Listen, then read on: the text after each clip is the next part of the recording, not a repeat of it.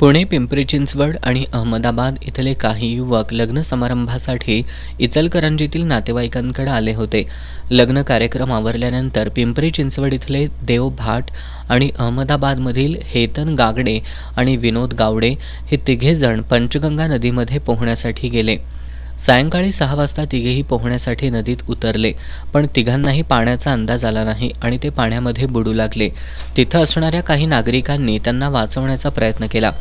यातील हेतन गागडे आणि विनोद गावडेला वाचवण्यात नागरिकांना यश आलं, पण देव भाटचा बुडून मृत्यू झाला.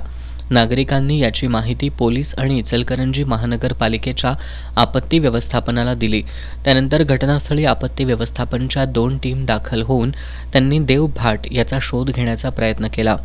रात्री उशिरापर्यंत शोध मोहीम राबवली, पण देव भाटचा शोध लागला नाही. आज सकाळी 6 वाजल्यापासून पुन्हा शोध मोहीम सुरू केल्यानंतर देव भाटचा मृतदेह नदीमध्ये तरंगताना दिसून आला. देव भाटचा मृतदेह नदीबाहेर काढल्यानंतर नातेवाईकांनी एकच आक्रोश केला. या घटनेची शिवाजीनगर पोलीस ठाण्यात नोंद झाली आहे.